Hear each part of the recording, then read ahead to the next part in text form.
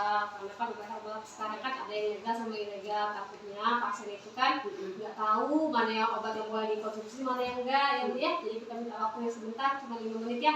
Ibu namanya siapa Bu? Ibu Tukia. Bu Tukia umurnya? Ya 40 ya. Jadi dulu sebentar Bu ya, perkenalkan nama saya Desa Tika ya. Kita mau kasih penjelasan sebentar Ibu, 5 menit ya. Nah jadi Bu, yang mungkin kita tahu ya kalau obat herbal itu yang alami ya, kayak bisa dari kunyit, jahe, dari temulawak ya. Misalnya kadang kalau di hari-hari kadang dibuat jamu, direbus ya. Itu kan biasanya dipakai sama masyarakat untuk obatin penyakit, untuk daya tahan tubuh. Tapi karena kan sekarang zamannya udah modern, jadi obat herbal yang biasa kita konsumsi itu sekarang sudah diproduksi sama pabrik, sama perusahaan, dibentuk, dikemas kayak bentuk kapsul, bentuk jamu ya, bentuk sirup juga ada, fungsinya sama. Nah, jadi kita tujuannya kasih edukasi ini biar masyarakat nggak salah konsumsi ya Bu ya.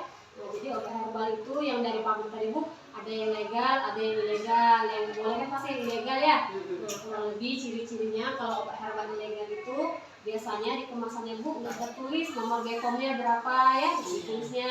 Kemudian biasanya nggak ditulis juga komposisi atau isi obatnya apa aja. Sama jadi tanggal kadaluarsanya juga nggak dicantumkan. Nah jadi Bu takutnya kan kita mikirnya itu bahan alami, kalau takutnya kan tapi karena dia tidak mencantumkan komposisi atau isi obatnya, takutnya malah bukan bahan alami isinya, tapi bahan yang berbahaya, bahan kimia atau obat-obat dosis tinggi.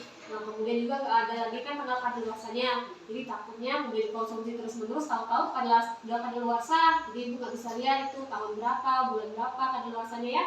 Nah kemudian juga Bu, biasanya kalau obat herbal ilegal tadi iklannya berlebihan Bu. Jadi misalnya satu obat ini bisa menyembuhkan berbagai penyakit dalam waktu singkat, jadi iklannya berlebihan ya. Misalnya obat herbal ini bisa menyembuhkan jantung, hipertensi, gagal ginjal dalam waktu 2 bulan ya. Yang seperti itu jangan terlalu percaya Bu ya. Malah dikhawatirkan takutnya obatnya tadi malah berbahaya ya. Kemudian juga biasanya Bu dijualnya dengan harga murah, kayak cuma 30.000, 50.000 ya. Masyarakat biasanya kan tergiur Bu, harga murah ya. Harga murah, malah bisa menyembuhkan berbagai penyakit. Nah, dia khawatir juga takutnya obat herbalnya ilegal ya Bu. Nah, kemudian biasanya juga di kemasannya itu nggak tertulis Bu PT apa yang produksinya. Jadi nggak tertulis misalnya PT Sido Muncul, PT Angkasa, nggak tertulis di kemasannya. Nah, kemudian juga biasanya kalau ilegal itu Bu, baunya, warnanya, sama rasanya mencurigakan. Jadi baunya itu terlalu tajam, rasanya terlalu menyengat, warnanya juga terlalu cerah atau bisa terlalu oranye, terlalu hijau. Nah, takutnya itu malah warna tekstil yang dipakai, bukan warna yang aman. Yang baunya juga tajam, rasanya terlalu menyengat tuh karena bahan kimia di obat tadi ya Bu ya.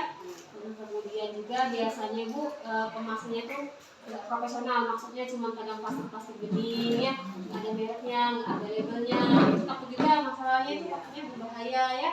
Nah, kemudian juga banyak dijual online Bu kalau sekarang ya. Toko-toko resmi kayak misalnya di Shopee, di TikTok, di Facebook ya. Nah, sebenarnya obat herbal yang tadi yang ciri-cirinya yang ilegal tadi sebenarnya bahaya kan kalau dikonsumsi terus-menerus Bu ya. Efek sampingnya ditakutkan masyarakat. Nah, apalagi udah dikonsumsi bertahun-tahun, berbulan-bulan karena nggak tahu kan. Nah, obat herbal berbahaya yang tahu-tahu ya diminum tiap hari. Nah, itu kalau sudah diminum terus-menerus Bu bisa menyebabkan rusak hati sama ginjalnya. Mungkin Ibu sering lihat ya kalau orang-orang matanya bengkak, kakinya bengkak, matanya kuning, itu biasanya karena obat herbal sudah diminum terus-menerus. Jadi rusak hati sama ginjalnya. Kemudian juga bisa menyebabkan gangguan pencernaan Bu, kayak mual, muntah, atau juga kadang perutnya menjadi seperti buncit ya. Atau juga kadang juga menimbulkan alergi berat. Alergi berat itu misalnya kadang badannya ruam-ruam, terus sesak napas juga bisa bikin itu Bu ya.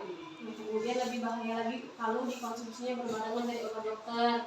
Misalnya Ibu pagi-pagi sudah minum obat dari dokter ya, berobat, tiba-tiba siang Ibu minum obat herbal yang jelas tadi. Nah itu malah memperparah penyakit sama juga menurunkan fungsi obat dari dokter tadi ya Bu. Nah kemudian juga biasanya dia menyebabkan kecanduan Ibu.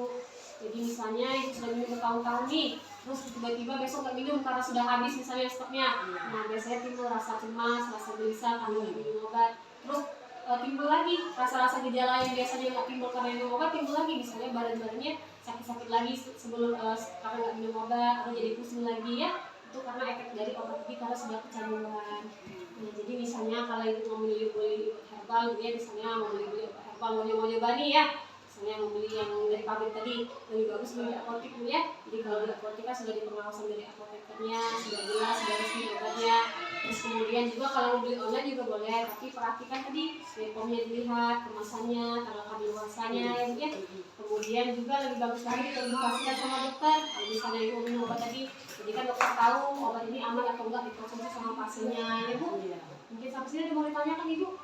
Tidak ada Bu ya. Ya, terima kasih atas waktunya Bu ya. Semoga cepat sembuh Ibu. Amin.